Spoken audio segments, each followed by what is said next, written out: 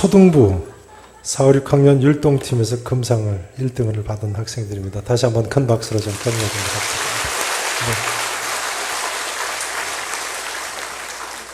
참 잘하시죠? 참 잘하죠? 네. 애 하나 더 키워봤으면 좋겠어요. 네, 감사합니다. 수고 많으셨습니다. 하나님께서 영광을 거두실 줄로 믿습니다.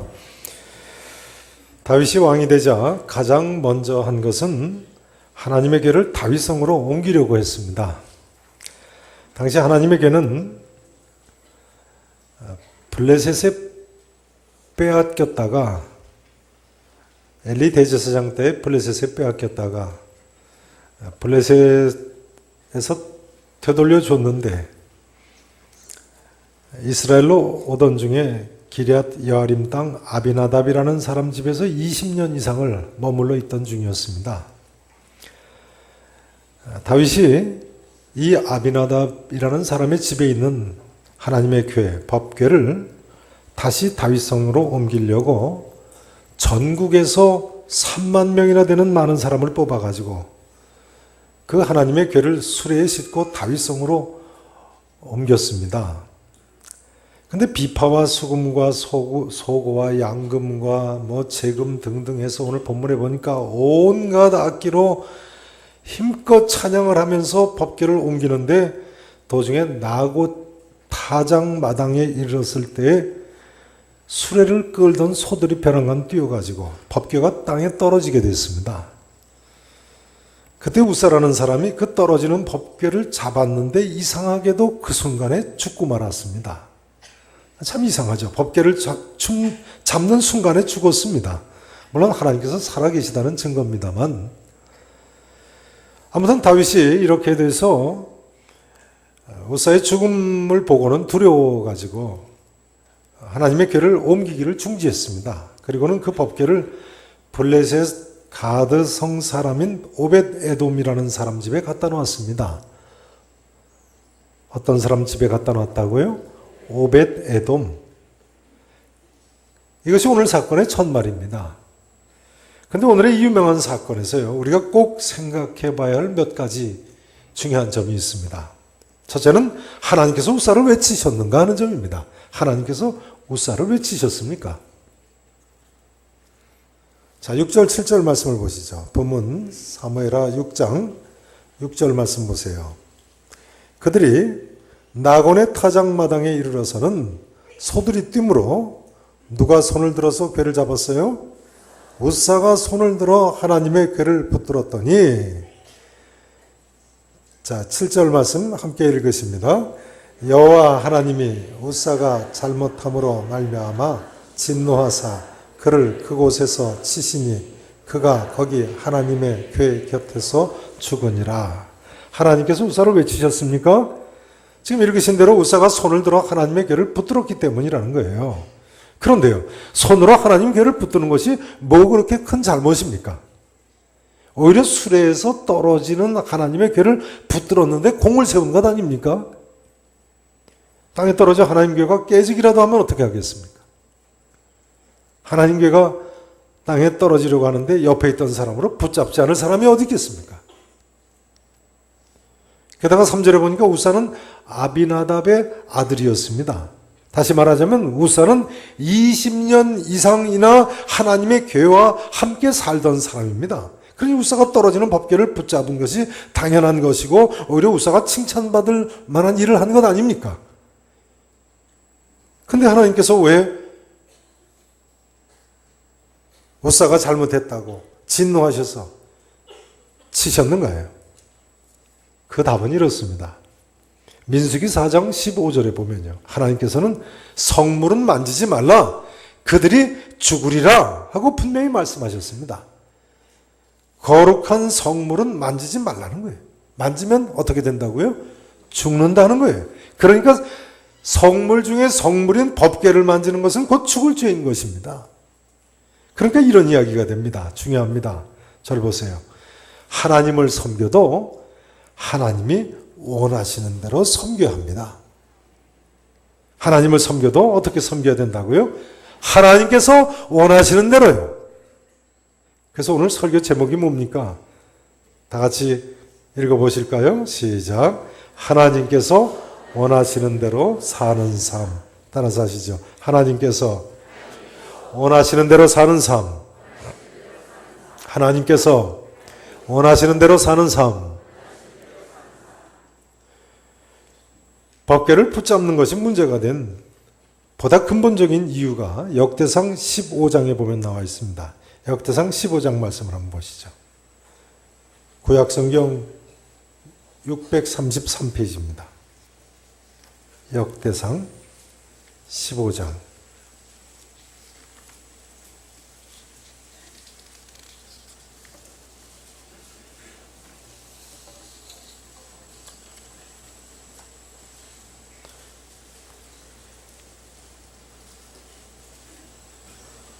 15장 11절부터 13절을 보십니다. 다윗이 오늘 사건, 사무엘하 6장의 사건 이후에 다시 법궤를 옮길 때 한 말입니다. 자, 보시죠. 15장 11절부터 보세요. 다윗이 제사장 사독과 대제사장이죠. 아비아다를 부르고 또 레위 사람 15장 11절입니다. 우리엘과 아사랴와 요엘과 스마야와 엘리엘과 암미나답을 불러 그들에게 이르되 너희는 레위 사람의 지도자이니 너희와 너희 형제는 몸을 성결하게 하고 내가 마련한 곳으로 이스라엘의 하나님 여호와의 궤를 메어 올리라. 그다음 보세요. 전에는 너희가 뭐하지 아니했어요? 매지 아니하였으므로 우리 하나님 여호와께서 우리를 뭐하셨다고요? 찢으셨으니. 오늘 본문 사무엘하 6장에 하나님께서 우사를 진노하셔서 치신 것을 가리킵니다. 그때 여호와 하나님께서 우리를 찢으셨으니 이는 우리가 모대로 그에게 구하지 아니하였기 때문이라고요. 규례대로 그에게 구하지 아니하였습니다. 저를 보세요. 민수기 4장 15절이나 7장 9절 같은 데 보면요. 법궤는 레위지파 그 중에서도 특히 고앗이라는 사람의 자손들이 어깨에 메어서 운반을 하는 것이었습니다. 다윗이 바로 이 하나님의 말씀을 어긴 거예요. 법궤는 레위지파 지정된 사람들만이 정해진 방식으로 운반을 해야만 하는 것이었는데요. 그러나 다윗 일행은 오히려 이방 블레셋 사람들과 같은 방법으로 법궤를 지금 옮긴 것입니다. 사무엘상 6장에 보면 블레셋 사람들이 법궤를 빼앗았다가 베세메스로 되돌려 보낼 때 암소 2마리가 끄는 새수레에 실어서 보내지 않습니까? 그 암소 2마리가 좌로나 우로나 치우치지 않고 베세메스로 올라간 유명한 사건이죠. 블레셋 사람들은 하나님 뜻을 전혀 알지 못했기 때문에 법궤를 수레에 실어 보냈을 겁니다. 또 아마도 블레셋 사람들이 저런 잘못을 했어도 하나님 뜻을 전혀 모르는 사람들이니까요. 하나님께서 그렇기 때문에 그 일로 징계를 하시지 않은 것 같습니다.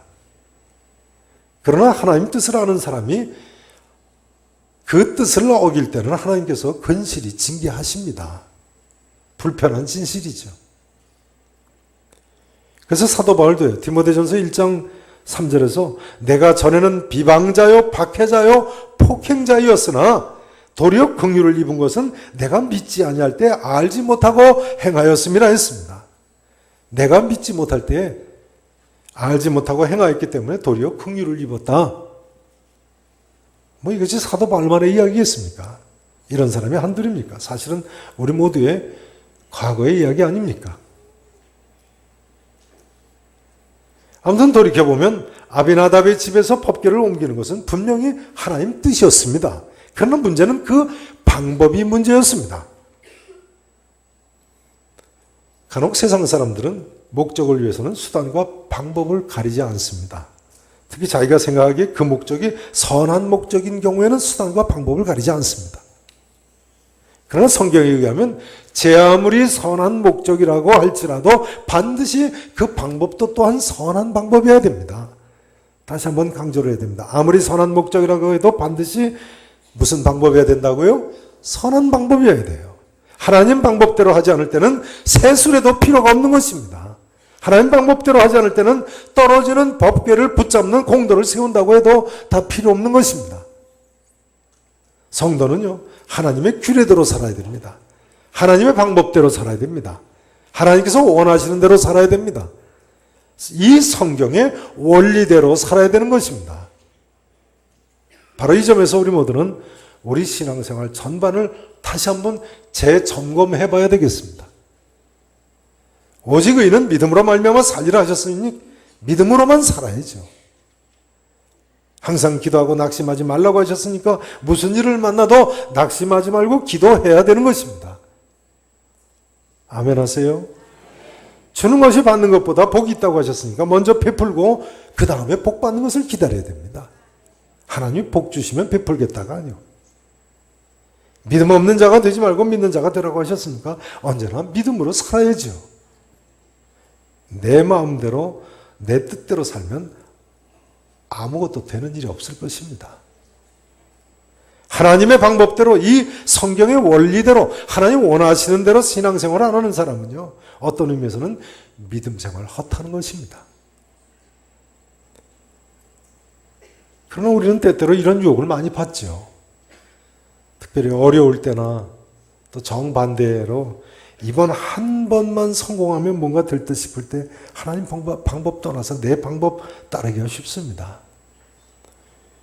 그래서 기근 만난 아브라함 애국과 블레셋에 가서 자기 아내 사라를 누구라고 속였어요? 자기 누이라고 속였습니다. 기근 만난 그 아들 이삭도 블레셋에 가서 자기 아내 리브가를 누구라고 속였어요? 누이라고 해요. 어려울 때 자기 방법을 동원한 모습들입니다. 그 아들 야곱은 팥죽 한 그릇으로 축복권을 살 수 있을 때 눈 딱 감고 팥죽 한 그릇에 형 에서의 축복권을 샀어요. 또 연로하신 아버지 이삭을 한 번만 속이면 장자권을 차지할 수 있겠다 싶을 때 눈 한 번 더 딱 감고 속였어요. 이렇게만 하면 뭔가 성공할 수 있을 것 같다 싶을 때 하나님 방법을 버리고 내 방법을 채택한 대표적인 모습들입니다.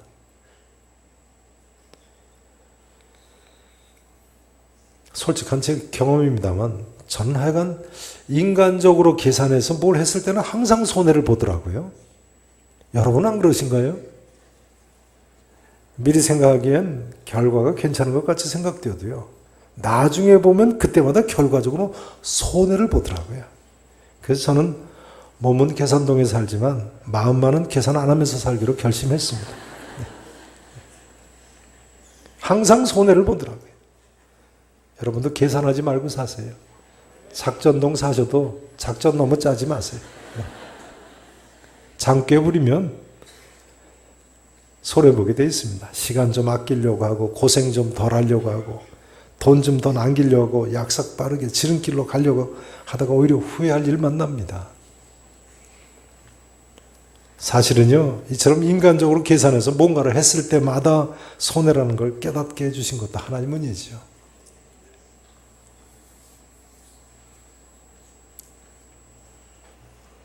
더 솔직하게 말씀드리자면요, 앞으로도 내 방법대로 살려고 할 때는 하나님께서 항상 손해를 좀 보게 해주셨으면 좋겠어요. 네.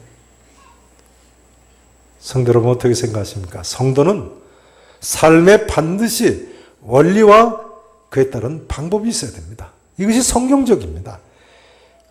방법이 잘못되면 영적 경주에서 아무리 열심히 달려간다고 할지라도 하나님의 칭찬이나 면류관을 받았을 수가 없는 것입니다.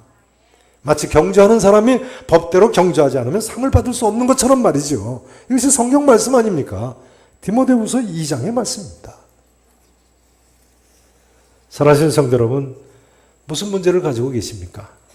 이 시간 이 자리에 계신 모든 성도님들께서 성경적인 원리와 하나님의 방법대로 사심으로 문제를 근원부터 해결하실 수 있기를 진심으로 축원합니다.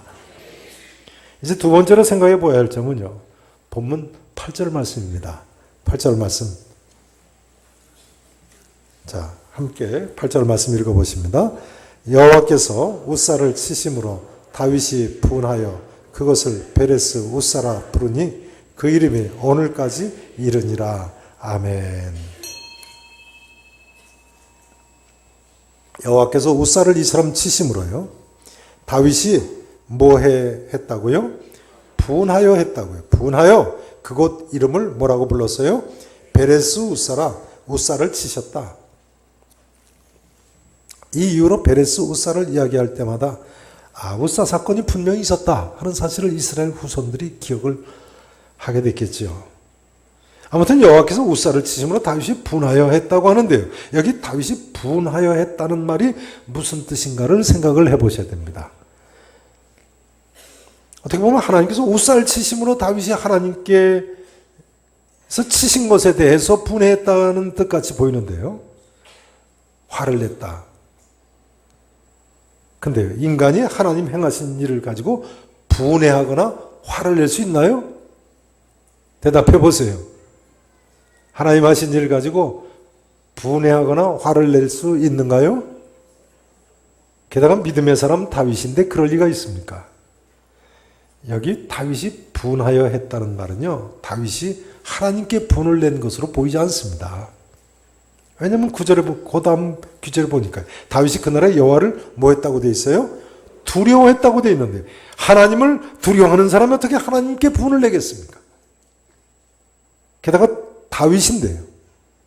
그래서 성경학자들은 여기 분을 낸 것을요, 다윗이 자기 자신에게 분을 낸 것으로 해석합니다. 다윗이 누구에게 분을 냈다고요? 자기 자신에게. 틀림없습니다. 다윗은 자기 자신의 처사, 자기의 실수를 통분해한 것입니다. 여기서 우리는 또 한 가지 배울 점이 있습니다. 우리는 과연 내가 하나님 방법이 아닌 내 방법대로 살려고 했을 때에 얼마나 내 자신의 잘못에 대해서 통분히 여기는가 하는 점입니다.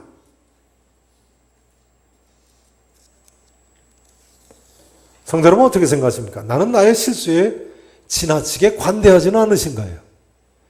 다른 사람의 실수에 대해서는 그렇게 냉정하면서도 나의 실수에 대해서는 지나치게 관대하다고 생각하지는 않으시는가요?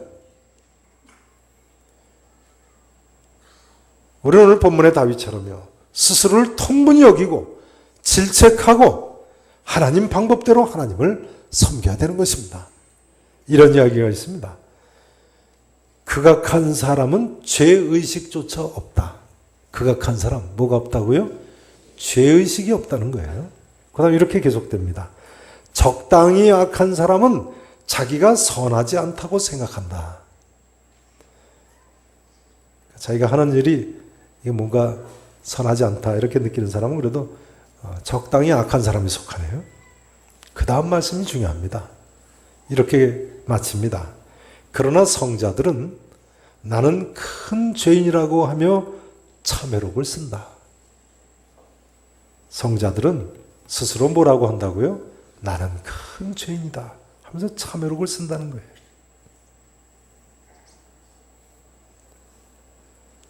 극악한 사람은 죄의식조차 없고 적당히 악한 사람은 자기가 선하지 않다고 생각하는 정도인데, 이 자리에 계신 모든 분들께서요, 한 분도 빠짐없이 하나님 앞에서 자기 자신을 돌아보며 하나님께서 원하시는 대로 사실 수 있기를 다시 한번 진심으로 축원하겠습니다. 이제 마지막으로 11절 말씀을 생각해 보셔야 되겠습니다. 11절 말씀 보세요.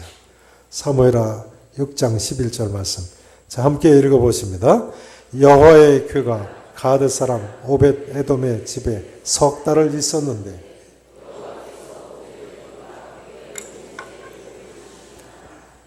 아멘. 보세요. 여호와의 궤가 가드 사람 오벳 에돔의 집에 몇 달을 있었어요? 석 달을 있었어요. 그런데 여호와께서 이 석 달 이내에 오벳 에돔과 그의 온 집에 뭘 주셨다고요? 따라서 하시죠. 여호와께서 오벳 에돔과 그 온 집에 뭘 주셨다고요? 복을 주시니라.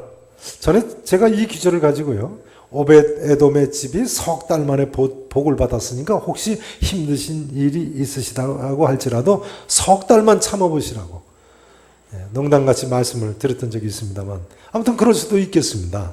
여러분 아무리 어려운 문제가 있으셔도 석 달만 참아보세요. 석 달만 참아보세요. 중요한 점은요, 오벳 에돔의 집이 어떻게 이렇게 하나님께 복을 받을 수 있었는가 하는 점입니다. 우선은 하나님께서 함께 하셨기 때문에 복을 받은 거지요. 2절에 보시면 하나님의 궤는, 그 궤는 그룹들 사이에 좌정하신 누구의 이름으로 불리우는 것이라고요? 만군의 여호와의 이름으로 불리우는 거예요. 법궤는 하나님 임재의 상징입니다. 다시 얘기하자면 오벳 에돔의 가정이 복을 받은 첫 번째 이유는요, 이처럼 여호와 하나님을 모신 가정이 되었기 때문에. 따라서 하실까요? 여호와 하나님을 모신 가정. 성도 여러분, 우리도 하나님께서 우리와 함께 하신다고 믿는 사람들인데요, 나와 나의 온 집에 복을 주실 줄로 믿으셔야 됩니다. 틀림없습니다. 내가 하나님 잘 섬기면 하나님께서 나와 함께 하시니까 내게 복을 주시고요, 우리 가정이 하나님 잘 섬기면 우리 가정이 복 받는 것입니다. 우리 교회가 하나님 잘 섬기면 우리 교회가 복을 받는 것이고요. 아멘 하세요. 우리나라와 민족이 하나님 잘 섬기면 우리나라와 민족이 복을 받을 줄로 믿습니다. 2014년 새해는요, 성도 여러분의 가정이 오벳 에돔의 가정처럼 하나님을 모시고 그 뜻대로 살아서 온 집에 복을 받으실 수 있기를 진심으로 축원합니다. 그런데 재밌는 점은요, 오벳 에돔의 집이 이 법궤를 어떻게 되어서 모시게 되었는가? 어떻게 돼서 모시게 됐습니까? 어느 날 법궤가 자기 집 옆을 지나가다가 사고가 나더니 벼랑간 자기 집으로 들어왔네요. 오벳 에돔이 그런 일이 있을 줄 상상이나 했겠습니까? 그날 아침까지도 꿈에도 생각하지 못했겠죠. 하나님의 교회가 우리 집에 들어온다. 그냥 자기 집으로 법궤가 들어왔어요. 이런 걸 가지고 앉았다 떡 받았다고 합니다. 네. 앉았다 떡 받는 거 아시죠? 네. 그렇지 않습니까? 근데 생각해 보면요, 사실은 우리 모두가 다 앉았다 떡 받은 사람들입니다. 네. 그렇게 생각하십니까? 그렇게 믿으십니까? 대답 안 하시는 분은 뭐예요? 우리가 남다른 무슨 지혜나 능력이 있어서 예수 믿고 하나님 섬기게 됐습니까? 아니면 뭐 남다른 무슨 판단력이나 땀 흘리는 노력이 있어서 예수 믿게 됐습니까? 천만에요. 요한복음 1장 13절에서 사도 요한은 이 사실을 이렇게 갈파합니다.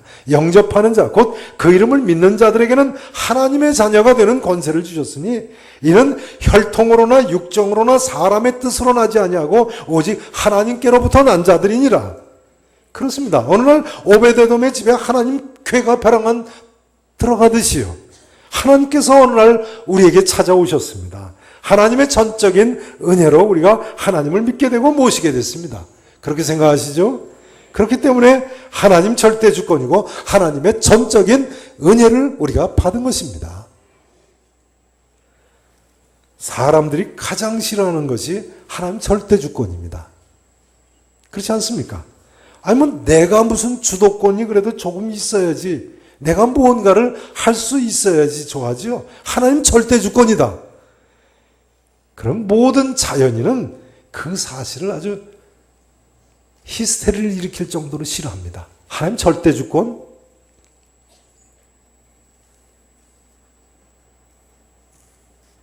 받아들이기를 싫어합니다. 그러나 전능하신 하나님이 존재하신다면요, 하나님은 본질상 절대 주권을 행하시는 것이 당연하지 않겠습니까? 전능하신 신이신데 뭐 인간하고 상의하실 일이 있습니까? 인간하고 같이 뭐 동업을 하실 일이 있으십니까? 하나님 절대 주권을 행하시는 것이 당연합니다. 그러면요, 하나님이 절대 주권을 행하시면 하나님은 독재자신가요? 폭군과 같은 분이신가요? 그렇지 않습니다. 왜냐하면요, 하나님께서는 우리를 사랑하시기 때문에 그렇지 않습니다. 하나님 우리를 어떻게 하시는 분이라고요? 사랑하시는 분이세요. 전능하신 하나님께서 절대 주권을 가지고 절대 주권을 행하십니다만 우리를 동시에 최고의 사랑으로 사랑하시는 분이시기 때문에 하나님은 독재자가 아니십니다. 폭군이 아니세요. 예를 들어볼까요? 젖먹이 갓난아기에게 어머니는 절대 주권을 행사합니다. 젖먹이 갓난아기에게 어머니가 절대 주권을 행사하죠? 그렇습니까? 안 그렇습니까? 그렇잖아요. 먹는 것도 엄마가 원하는 시간에 정한 시간에 먹이고, 입는 것도 엄마가 원하는 옷 입히고, 자는 것도 엄마가 재우고, 병원 가는 것도 엄마가 데리고 가고, 모든 것 엄마가 절대적인 주권을 가지고 행사합니다. 하지만 엄마가 아기를 사랑하기 때문에 아기 입장에서는 최선의 길로 가는 거죠. 불만이 있을 수 있어요? 없어요? 불만이 있을 수 있어요? 없어요? 없죠. 아기는 행복하게 살 수 있는 겁니다. 엄마가 사랑하기 때문에. 우리 하나님도 마찬가지인 것입니다. 여러분, 우리 하나님도 우리에게 어머니 이상으로 주권을 행사하십니다만 어머니 이상으로 또한 사랑하시지 않으십니까? 이사야서 49장 15절을 보면요, 하나님께서 이렇게 말씀하셨습니다.